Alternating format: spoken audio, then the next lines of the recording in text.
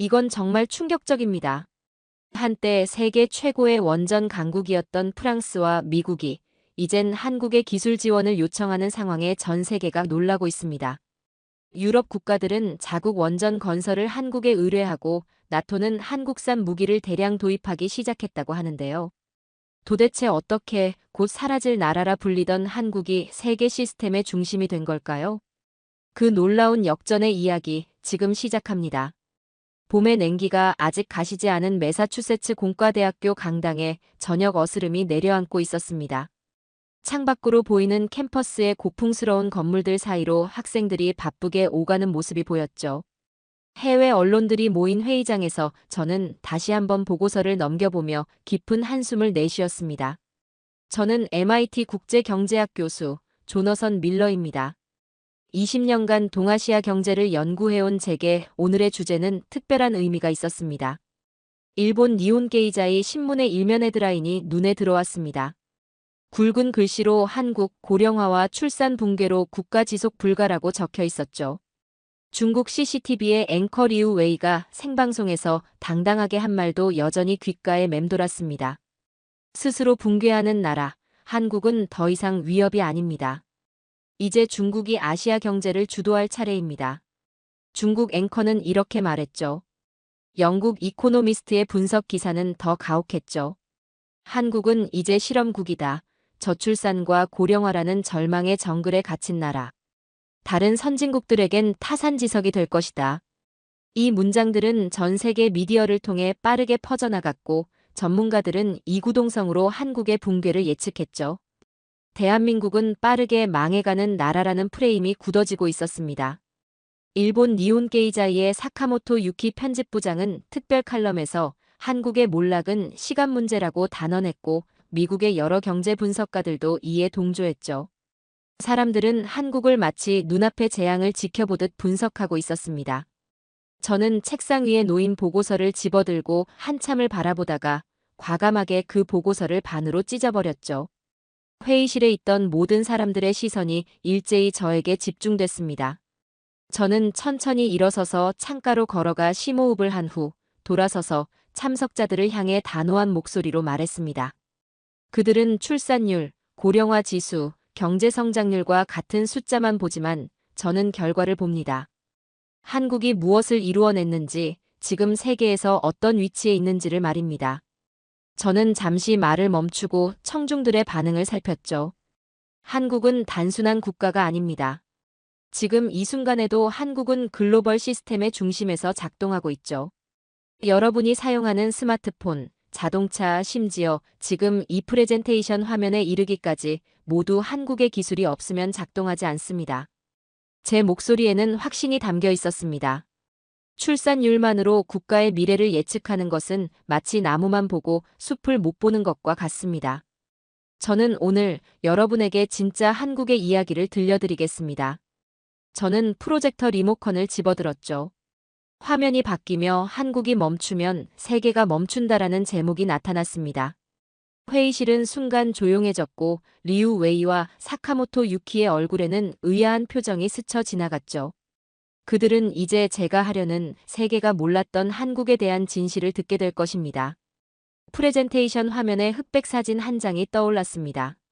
1959년 서울 한복판에 세워진 작은 원자로 앞에서 한국과 미국 관계자들이 악수하는 장면이었습니다.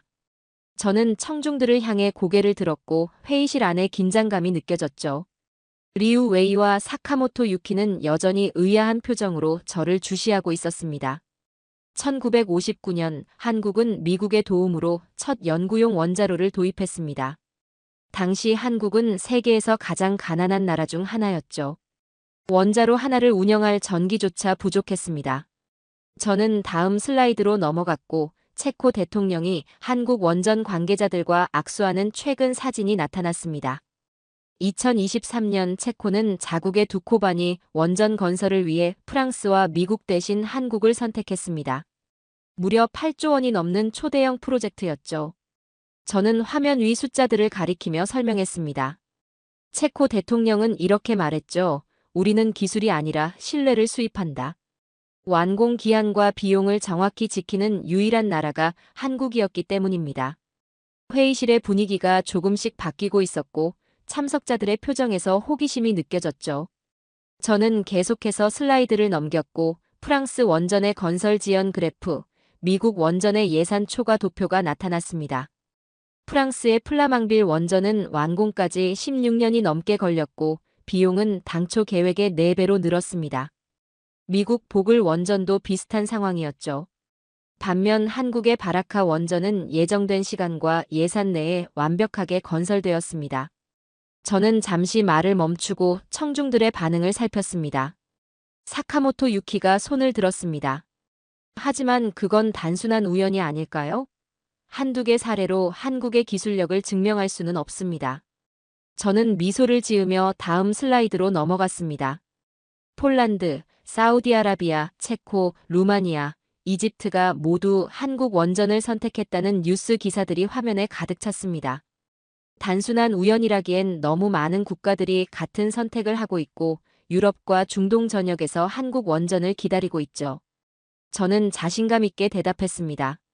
리우 웨이가 불편한 표정으로 자리에서 몸을 앞으로 기울였습니다. 그렇다고 해도 원자력은 구시대의 기술입니다. 중국은 이미 신재생 에너지로 전환하고 있어요. 리우 웨이가 반박했습니다. 맞습니다. 하지만 현실을 직시해야 합니다. 태양광과 풍력만으로는 세계 에너지 수요를 감당할 수 없죠. 탄소 중립을 위해선 원자력이 필수적이고 그 원자력 시장에서 이제 한국이 주도권을 쥐고 있습니다. 저는 단호하게 말했습니다.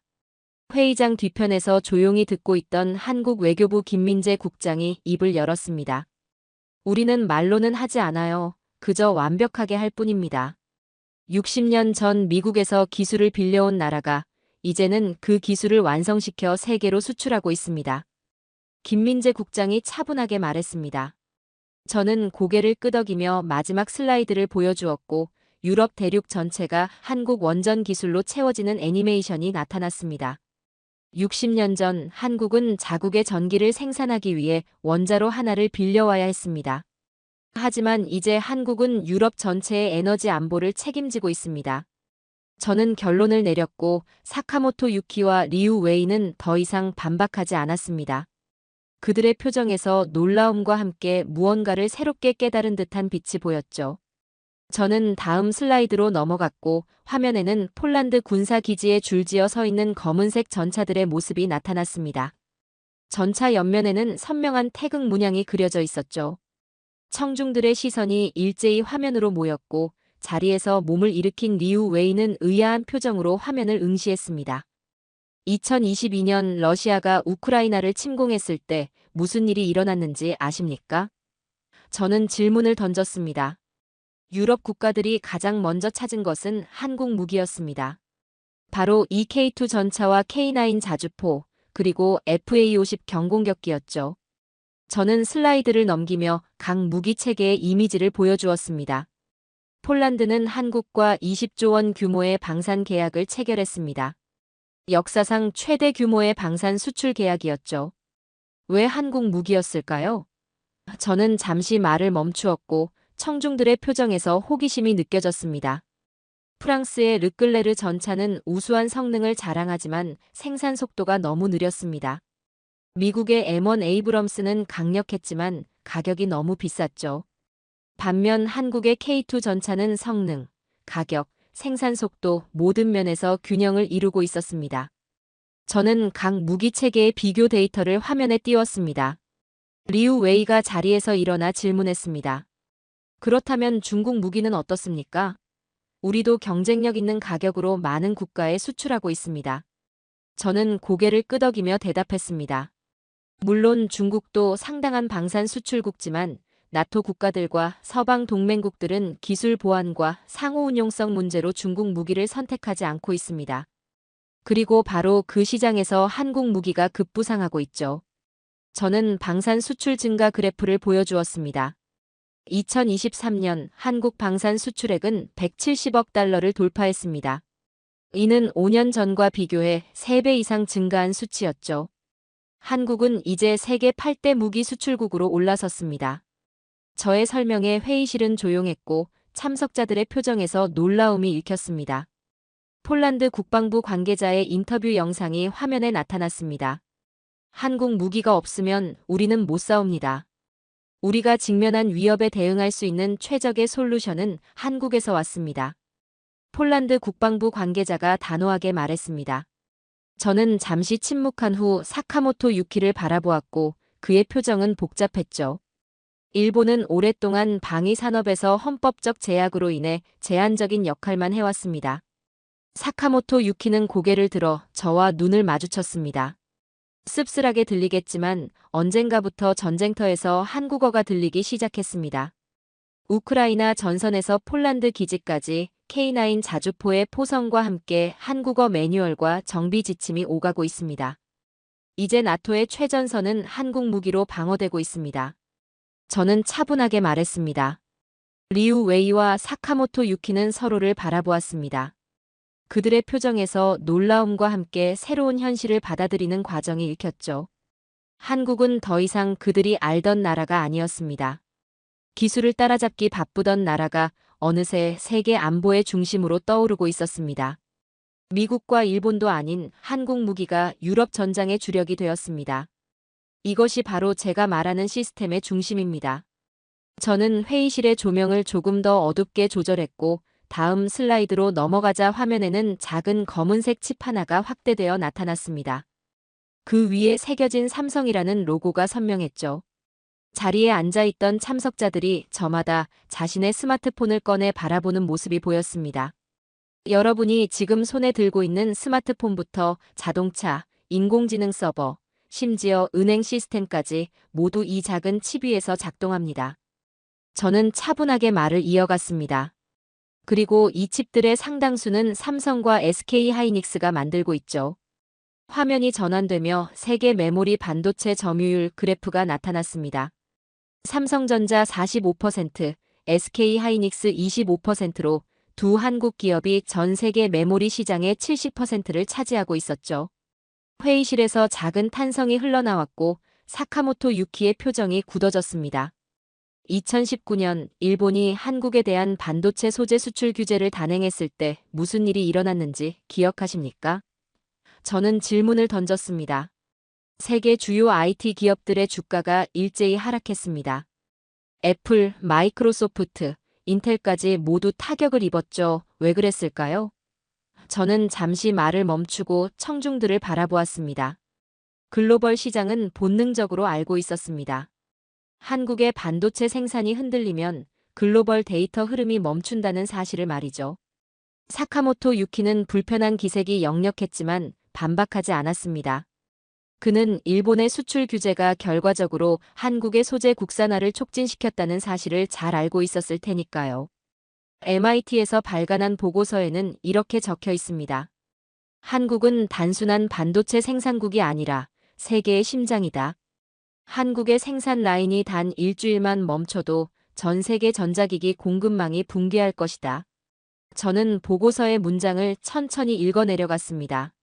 리우 웨이가 자리에서 일어났습니다. 하지만 중국도 빠르게 반도체 기술을 발전시키고 있습니다. 머지않아 한국의 독점은 깨질 것입니다. 리우 웨이가 자신감 있게 말했죠. 저는 고개를 끄덕이며 대답했습니다. 물론 중국의 발전 속도는 놀랍지만 최첨단 반도체 기술에는 수십 년의 경험과 노하우가 필요합니다. 삼성은 4나노미터 칩을 생산하고 있고 3나노미터로 나아가고 있습니다. 이 기술 격차는 단기간에 좁혀지기 어렵죠. 저는 각 국가별 반도체 기술 수준을 보여주는 표를 화면에 띄웠습니다. 2024년 현재 삼성은 디램 시장에서 45%의 점유율을 보유하고 있습니다. SK 하이닉스와 함께 메모리 시장의 70% 이상을 장악하고 있죠. 이는 단순한 시장 점유율이 아닙니다. 이것은 세계 디지털 인프라의 중추가 한국에 있다는 의미입니다. 사카모토 유키가 침묵을 깨고 말했습니다. 그렇다면 일본 정부의 수출 규제는 역효과였다는 말씀이군요. 우리는 한국의 의존도를 줄이려 했지만 오히려 한국의 기술 자립을 촉진시켰던 셈이겠네요. 사카모토 유키가 쓴웃음을 지었습니다. 저는 고개를 끄덕였습니다. 정확합니다. 위기는 한국에게 항상 기회였습니다. 수출 규제 이후 한국은 핵심 소재의 국산화를 이루어냈고 오히려 반도체 생태계를 더욱 강화했죠. 저는 마지막 슬라이드로 넘어갔습니다. 한국이 멈추면 세계도 멈춥니다. 이것이 바로 제가 말하는 시스템의 핵심입니다. 저는 결론을 내렸습니다. 세계가 모르는 사이 한국은 이미 글로벌 시스템의 근간이 되어 있다는 사실을 말입니다. 저는 잠시 발표를 멈추고 회의실 창밖을 바라보았고 봄비가 창문을 타고 흘러내리고 있었습니다. 마치 한국의 역사를 닮은 듯한 모습이었죠. 청중들의 표정이 처음과는 확연히 달라져 있었습니다. 이제는 냉소적인 시선 대신 진지한 관심으로 가득 찬 눈빛들이 저를 향하고 있었습니다. 지금까지 한국의 원전, 방산, 반도체에 대해 살펴봤습니다. 그런데 이런 성공 이면에는 하나의 공통점이 있습니다. 저는 회의실 중앙으로 걸어나가며 말했습니다. 한국은 항상 위기에서 시작했다는 점입니다. IMF 외환위기, 글로벌 금융위기, 일본의 수출 규제, 코로나 팬데믹까지 말이죠. 저는 손가락을 하나씩 꼽으며 각 위기를 언급했습니다. 세계가 한국은 이제 망했다고 말할 때마다 한국은 마치 기적처럼 반격했습니다. 왜 그랬을까요? 저는 청중들을 바라보았습니다. 리우 웨이와 사카모토 유키는 더 이상 초반의 냉소적인 태도를 보이지 않았고 그들의 표정에서는 오히려 진지한 관심이 느껴졌죠. 1997년 한국은 IMF 구제금융을 신청할 수밖에 없었습니다. 많은 전문가들은 한국 경제가 회복 불능 상태라고 진단했죠. 하지만 불과 몇 년 만에 한국은 모든 부채를 상환하고 다시 성장 궤도에 올랐습니다. 2008년 글로벌 금융위기 때도 마찬가지였습니다. 세계 경제가 휘청거릴 때 한국은 상대적으로 안정적인 성장을 유지했죠.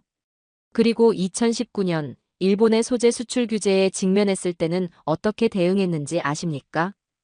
저는 질문을 던졌습니다. 국산화입니다. 우리는 필수 소재와 장비의 국산화를 추진했고 결과적으로 더 강한 공급망을 구축했습니다. 회의실 뒤편에 앉아있던 김민재 국장이 조용히 대답했죠. 저는 고개를 끄덕이며 회의실 중앙 테이블 위에 놓인 여러 신문 기사들을 가리켰습니다. 코로나19 팬데믹 상황에서 한국의 대응을 다룬 기사들이었습니다. 코로나19 팬데믹은 전 세계 공급망을 붕괴시켰지만 한국은 재빠르게 진단키트를 개발하고 수출했죠. 위기 속에서 기회를 찾는 능력은 한국의 DNA에 내재되어 있는 것 같습니다. 사카모토 유키가 손을 들고 질문했습니다. 그렇다면 이런 위기 대응 능력의 원천은 무엇이라고 생각하십니까? 단순한 우연일까요? 아니면 시스템적인 요소가 있을까요? 사카모토 유키의 목소리에는 더 이상 조롱의 기색이 없었습니다. 저는 세 가지 요소가 있다고 봅니다. 저는 손가락을 하나씩 들며 천천히 대답했습니다. 첫째, 한국인들의 위기의식입니다. 항상 최악의 상황에 대비하는 문화가 있죠. 둘째, 빠른 의사결정 시스템입니다. 정부와 기업이 신속하게 대응 전략을 세우고 실행합니다. 마지막으로 교육을 통한 인적 자원의 우수성입니다. 반도체 수요가 불안정해지자 한국 기업들은 오히려 기술 업그레이드에 투자했습니다. 코로나로 인한 공급망 혼란이 오자 방산과 원전 수출로 전환했죠. 늘 위기에서 기회를 찾아내는 민족성이 있습니다. 저는 확신에 찬 목소리로 말했습니다. 회의실은 잠시 침묵에 잠겼습니다.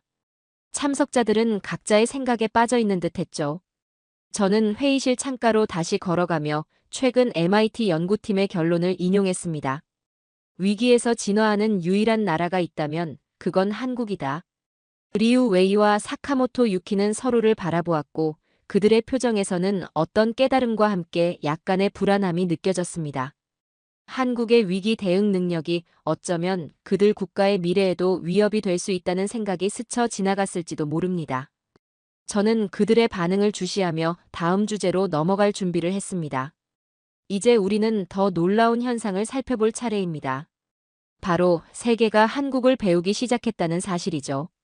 회의실 안의 긴장감은 이제 호기심과 집중으로 바뀌어 있었습니다. 저는 책상에서 태블릿을 집어들고 나토 기사를 보여주었습니다. 이제 더 놀라운 현상이 일어나고 있습니다. 세계가 한국형 모델을 도입하기 시작했다는 점입니다. 저는 차분하게 말했습니다. 나토가 한국식 무기 구매 프로세스를 복제하고 있습니다. 최근 폴란드에서 열린 나토 방산 협의체에서는 한국의 신속한 조달 시스템을 모델로 삼기로 결정했죠. 그게 정확히 무엇인가요? 한국의 방산 시스템이 다른 나라와 어떻게 다른지 말씀해 주실 수 있습니까? 리우 웨이가 질문했습니다. 한국의 방산 시스템은 세 가지 특징이 있습니다. 실전 경험 기반 설계, 신속한 생산 체계, 민관 협력 R&D입니다. 저는 손가락을 하나씩 들어 설명했습니다. 북한이라는 실질적 위협에 대응하기 위해 발전한 시스템이 이제는 세계 표준이 되어가고 있습니다. 저는 태블릿을 넘겨 EU 관련 기사를 보여주었습니다.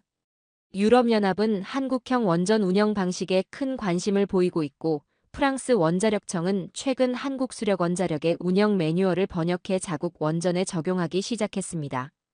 저는 관련 뉴스 기사를 가리켰습니다. 일본도 후쿠시마 사태 이후 원전 안전 운영에 어려움을 겪고 있습니다.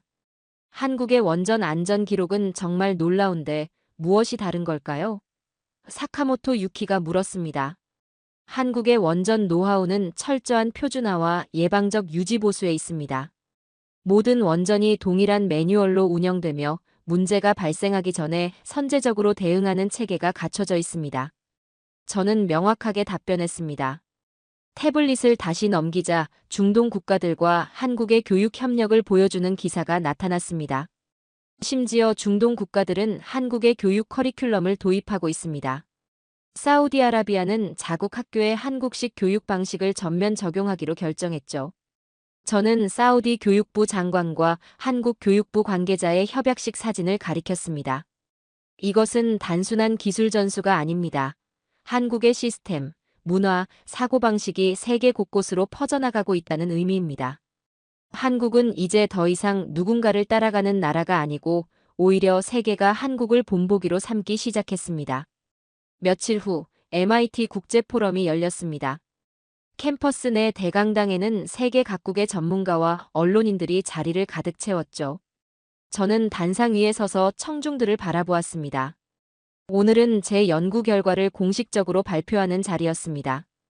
객석 한편에는 리우 웨이와 사카모토 유키도 앉아 있었습니다. 오늘 저는 여러분께 한 가지 도발적인 주장을 하려고 합니다. 저는 마이크를 잡고 말했습니다. 한국은 절대 망하지 않을 것입니다. 인구 감소, 고령화, 출산율 같은 지표들이 아무리 부정적이더라도 말입니다.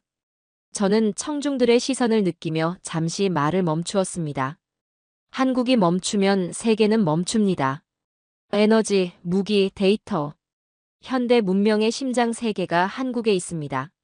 저는 천천히 또박또박 말했고 청중석에서 작은 웅성거림이 들렸죠.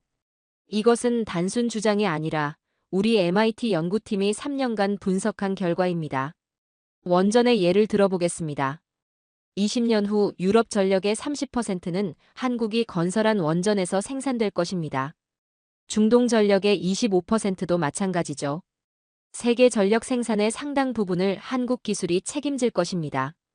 저의 말에 청중들은 집중하는 모습이었습니다. 방산 분야를 보겠습니다. 현재 세계 40개국이 한국산 무기를 도입했거나 도입 중입니다. 2030년에는 나토 전차의 30%가 한국산 또는 한국 기술로 만들어질 것으로 예상됩니다. 저는 확신에 찬 목소리로 말했습니다. 가장 중요한 반도체입니다. 현재 세계 메모리 시장의 70%를 한국이 점유하고 있습니다. 인공지능, 자율주행차, 로봇 등 모든 첨단 기술은 한국의 반도체 없이는 작동하지 않습니다. 저는 단호하게 말했습니다. 객석에서 한 참석자가 손을 들었습니다. 그렇다면 인구 감소는 어떻게 설명할 수 있습니까? 노동력이 줄어들면 결국 산업 경쟁력도 약화되지 않을까요? 한 경제학자가 질문했습니다. 우리는 산업 생산성을 인구로만 평가하는 오류를 범하고 있습니다. 한국은 인구가 줄어도 생산 공정의 자동화율이 가장 높은 국가 중 하나입니다. 저는 명확하게 답변했고 리우 웨이와 사카모토 유키는 객석에서 조용히 고개를 끄덕였습니다. 지금 이 순간 그들도 이 사실을 인정하고 있었습니다. 한국은 더 이상 그들이 알던 나라가 아니었죠. 저는 발표의 마지막 부분으로 넘어갔습니다. 한국은 세계를 움직이는 나라입니다. 우리가 지금까지 본 것처럼 한국의 기술과 시스템은 이미 세계 곳곳에 스며들어 있죠. 그리고 이 흐름은 더욱 가속화될 것입니다. 저는 결론을 내리며 말했습니다. 강당의 박수 소리가 울려 퍼졌고 발표가 끝난 후 많은 사람들이 저에게 다가와 질문을 던졌습니다. 그 중에서도 한국 외교부 김민재 국장이 조용히 내 옆으로 다가왔습니다. 밀러 교수님, 오늘 발표 감사합니다. 하지만 한 가지 궁금한 점이 있습니다. 왜 한국에 이렇게 관심을 가지게 되셨습니까? 김민재 국장이 진지하게 물었습니다. 저는 잠시 생각에 잠겼다가 대답했습니다. 저는 단순한 연구자입니다. 세계가 어떻게 움직이는지 관찰하고 분석하는 것이 제 일이죠. 그리고 한국은 세계의 미래를 보여주는 창문 같은 존재입니다. 저는 확신에 찬 목소리로 말했습니다. 포럼이 끝나고 캠퍼스를 걸어 나오는 길에 저는 하늘을 올려다보았습니다. 세계는 이제 한국이라는 새로운 중심을 인정하기 시작했죠. MIT 국제포럼에서의 발표 이후 저는 한국으로 초청을 받았습니다. 인천공항에 도착해 서울로 향하는 길, 차창 밖으로 보이는 풍경이 제 시선을 사로잡았습니다. 고층 빌딩들 사이로 첨단 기술과 오래된 전통이 공존하는 도시의 모습이 펼쳐졌죠. 저는 이 나라가 어떻게 이토록 놀라운 변화를 이루어냈는지 생각했습니다. 밀러 교수님, 이제 아시겠지만 저희는 항상 한국은 곧 망할 것이라는 말을 들어왔습니다. 하지만 그때마다 우리는 다시 일어섰습니다. 옆자리에 앉은 김민재 국장이 말했고 그의 목소리에는 자부심이 묻어났죠. 저는 고개를 끄덕였습니다. 모두가 망할 거라고 했던 나라는 100번을 넘어졌고 101번째 일어섰습니다. 한국의 역사는 끊임없는 역경과 그것을 극복해온 이야기였습니다. 그리고 지금 세계는 더 이상 한국을 의심하지 않았죠. 저희는 이제 더 이상 누군가가 증명해 주길 기다리지 않습니다. 우리 스스로가 증명했고 지금도 하고 있습니다. 김민재 국장이 차창 밖을 바라보며 말했죠. 세계 어디에서나 지금 이 순간에도 한국은 존재했습니다. 전기를 켤 때, 스마트폰을 열 때, 자동차를 운전할 때 한국의 기술이 그 중심에 있었습니다. 누군가 전쟁을 시작하면 한국의 무기가 전장에 나타났죠. 전 세계 시스템의 중추가 한국에 있다는 사실이 새삼 실감났습니다. 한국의 어떤 점이 교수님에게 가장 인상적이고 크게 다가왔나요? 김민재 국장이 갑자기 물었고 저는 잠시 생각하다가 답을 했습니다. 기술이나 시스템이 아닌 한국인들의 끈기와 적응력, 그리고 위기 속에서도 기회를 찾아내는 능력이 가장 인상적이었습니다. 저는 진심을 담아 대답했습니다. 서울 시내에 도착해 차에서 내리자 활기찬 도시의 에너지가 느껴졌습니다. 세종대로를 걷는 사람들의 얼굴에서는 자신감이 느껴졌죠. 이들은 세계가 자신들을 어떻게 보는지에 더 이상 연연하지 않았습니다. 그들 스스로가 가치를 알고 있었기 때문입니다. 대한민국은 그냥 망하지 않는 나라입니다. 그리고 그건 우리 국민들이 만들어낸 기적입니다. 김민재 국장이 미소를 지으며 말했습니다. 저는 그의 말에 깊이 공감했죠. 한국의 진정한 힘은 기술이나 인프라가 아니라 그것을 만들어낸 사람들에게 있었습니다. 어떤 어려움 속에서도 포기하지 않는 정신, 늘 앞을 내다보는 통찰력, 그리고 세계를 움직이는 에너지가 바로 한국인들 안에 있었죠. 그날 저녁 서울 도심의 한 빌딩 옥상에서 도시의 야경을 바라보며 저는 마지막 연구 보고서를 작성했습니다. 위기에 강한 나라, 한국의 시스템 분석이라는 제목 아래 저는 이렇게 적었습니다. 한국은 세계의 중심이 되었고 이제 세계는 한국을 배우고 있다. 화려한 네온사인들과 빌딩의 불빛이 만들어내는 서울의 야경은 마치 미래의 청사진 같았고 저는 이 순간이 역사의 한 페이지가 될 것임을 직감했습니다. 세계가 한국을 주목하기 시작한 순간 우리는 모두 새로운 시대로 접어들고 있었습니다. 대한민국의 새로운 역사가 시작되고 있고 이 역사는 세계의 역사가 될 것입니다.